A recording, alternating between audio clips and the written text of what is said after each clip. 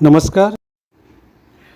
मैं कोई प्रवचनकर्ता और मोटिवेशनल कथन करने वाला नहीं हूँ।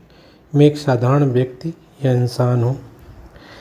इसी मौलिक आधार से संबंधित आगे बातों को बढ़ाते हुए मैं आगे कड़ी इसमें जोड़ना चाहता हूँ, जो कि पारिवारिक संबंध से संबंधित है। प्रेम भाव, ये दोनों शब्द आप सभी लोग जानते होंगे।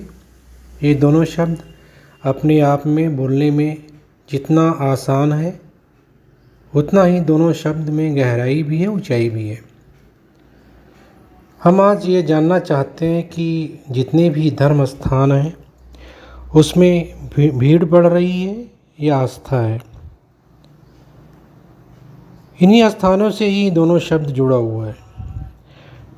अगर आस्था है तो हम भगवान को न मानते हुए भगवान की बातों को अगर जाने तो हमारे अंदर प्रेम भाव दोनों जागृत होंगे और भगवान से जोड़ते हुए हम चीज़ों को अपने परिवार में भी इसको आगे बढ़ा सकते हैं।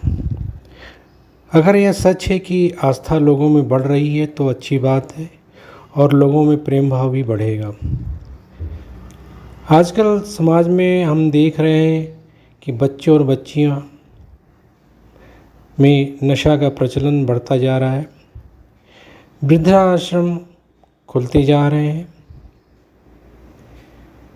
और बच्चे बच्चियों का माँ बाप से लगाव कम होता जा रहा है।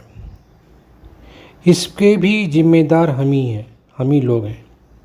हमारा समाज ही है, हमारा परिवार ही है। इसलिए हमने प्रेम भाव को अपने परिवार के साथ जोड़ने की कोशिश की है।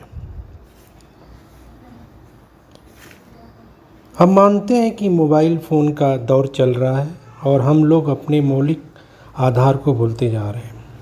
अगर हम लोग इस प्रेम भाव को भगवान में आस्था रखते हैं और भाव के साथ प्रेम रखते हैं तो हमें ज्ञात हो जाएगा कि हमारा मौलिक आधार क्या है।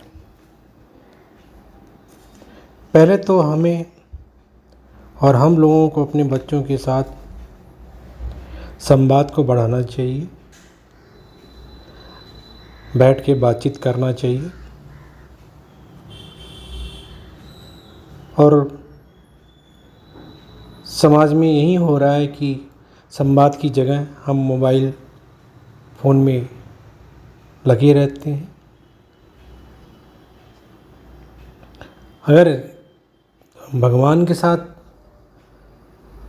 भाव और प्रेम बढ़ाते हैं तो परिवार में भी अच्छी आस्था प्रेम भाव के साथ हम अपने मौलिक आधार को समझ सकते हैं और यही संवाद हमारे परिवार के बीच से ख़त्म होता जा रहा है।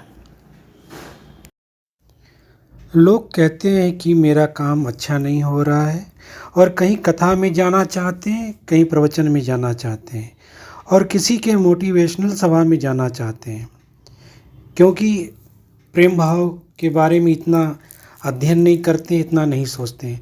हम तो कहते हैं कि अगर भाव के साथ प्रेम को आगे बढ़ाएं तो अपने आप सब काम हो जाएगा।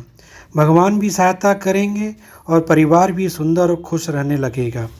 कहते हैं कि फरिश्ता हो जाएगा, फरिश्ता हो जाएगा, वो देवता हो जाएगा, वो देवता हो जाएगा। जिस दिन इंसान का इंसानियत से रिश्ता हो जाएगा।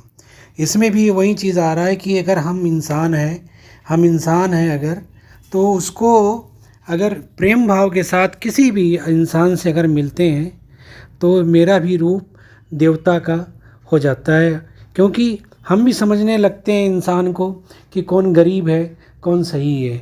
इसीलिए भगवान के साथ भी हम अगर प्रेम भाव रखेंगे तो परिवार के साथ भी हम प्रेम भाव को आगे बढ़ाएंगे।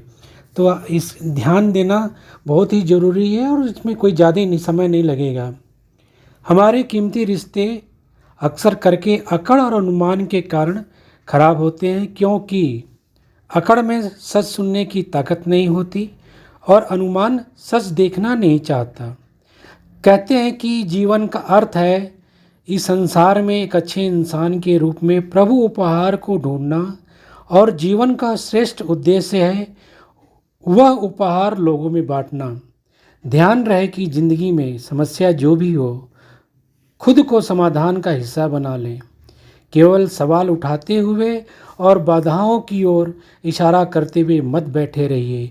भगवान में प्रेम और भगवान में भाव सारी चीज़ों को आप अपनी ज़िंदगी में अपने जीवन में उतारिए ताकि परिवार भी खुश रहें और हमारा काम भी अच्छा होता रहे। सारी चीज़ें हम साथ में काम करते रहें। कहीं भी किसी को भटकने की ज़रूरत नहीं है। धन्यवाद।